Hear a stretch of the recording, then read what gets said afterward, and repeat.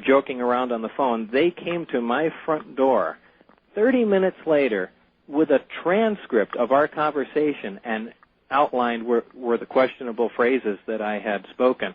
Now, this is amazing to me, considering the closest FBI building down here is on Charleston and Maryland 3rd or Charleston and Maryland Parkway. But, I mean, that's an amazing feat. It almost makes me think they had a little mobile setup somewhere. Well, it is. You're a computer guy, and I've heard, maybe you could confirm this for me, that the NSC has the ability to have supercomputers which virtually are monitoring perhaps even millions of conversations, looking not at the entire conversation, but listening for key words. Well, that's how they caught that drug kingpin down in, where was it, Panama or Mexico? That's right, and that was cellular. They scanned every single phone line and just picked out certain words and grabbed them. So I encourage my audience to constantly, in the middle of a conversation, just simply say, kilo, kilo. Art, actually, we say assassination, president, things like that. Oh, jeez. All right. Well, anyway, so onward to Area S4. I guess is it a paved road or a bumpy little ride? That's quite a bumpy little ride. It's a dirt road down there, follows along the base of the mountain, and coming up to the facility, it's right off of Papoose Dry Lake Bed. Mm-hmm.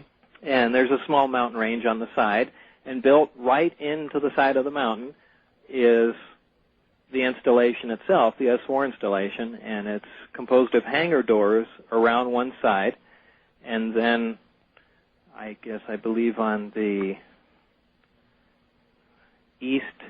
on the south-facing side, there's is the main entrance into the facility. Were the windows on the bus darkened, or could you see out as you went? No, you could. The only place you could see out was the front. On the bus, most of the times I had gone down there was the driver, a security guard, and Dennis Mariani. The security guard almost always stood right up front, not sitting down, but holding that bar, which is right by the door on those buses. Sure. I don't know if it was in an effort to block my view out there or just to intimidate me and stare at me. But that's how he rode the entire trip down there. So it was always difficult to see exactly where we were and what was in between. Right. Well, there's really nothing in between. It's pretty much desert. Dennis Mariani, who was he? He was my supervisor. What his exact position was pretty much unclear to me. He's a stocky guy, smokes a cigar, kind of very military-looking, short blonde hair. It's about the best I could describe him. Maybe, late 30s, early 40s. Not gregarious, more security-like? Yes. So I really don't know what his exact function was in the world. But he didn't wear a military uniform, though, did he, Bob? No, he didn't. Clothes. Right, civilian. But you can kind of tell military guys. Yeah, just by the way they look. And the way they comport themselves and so forth and so on. But, again, this is my guesstimation of what this guy was about. Was he your constant shadow? Was he with you all the time? For the most part, until I learned how things operated there. I guess I shouldn't jump ahead that far yet. Well, I might as well. For the most part, for science to progress anywhere, if you're doing any sort of research whatsoever, one of the things that is vital is free discussion, open and free discussion amongst the people that are working on the project. Okay, right. Well, obviously, it's how ideas are bounced off other people, and that was the only way things can progress. Wasn't that one of the main contentious points during the development of the atomic bomb in the Manhattan Project? Everything was compartmentalized, and the military just loves to do that. And the scientists just hate it because they want to bounce ideas off each other. Exactly. So you're saying, really, in 1989, that was still going on. Well, probably. Well, I don't know. How would I know how bad it was during the atomic age? But it was very oppressive. So much so that our job was very compartmentalized. Every aspect was split into groups of people.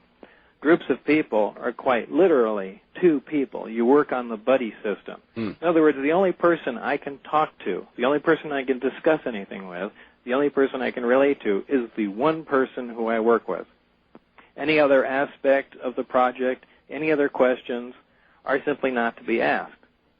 So immediately you're interfering with your progress in that if whatever you're doing interacts with anything else anywhere, you've run into a block wall. You don't even really know if you're the first person to come down and be assigned this task, do you? Exactly. There in fact, could have been I was others told that I wasn't. Oh, really? Yeah. But, you really have no idea what's going on. And I'm sure if you found that, Part A connects to Part B, which we're not allowed to see, I'm sure there would be some way to gain some of that information. But, Bob, not only were you not the first person assigned that task, but this might be an interesting point to tell them why you were told you were hired. No, that's true. I was, actually, one of the questions I've always had is, why did they hire me? Certainly for this project, I would not be the most intelligent, the most resourceful person that they could possibly hire out of all the people at Los Alamos or anywhere else in the world for that matter. So I've always wondered exactly why they would have picked me. And so why then did they?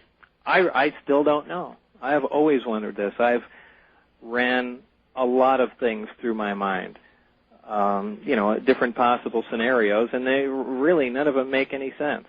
Was it because Edward Teller just thought I was a nice guy and essentially juiced me into the position? It sounds, it sounds that way.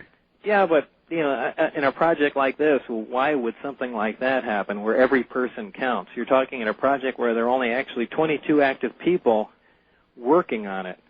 But when Teller speaks, the military listens. Yeah, that's true. But, I didn't know him well enough. As far as my scientific background, it was actually fairly limited. I was working at Los Alamos on working with the accelerator at that point, so it really wasn't a propulsion-based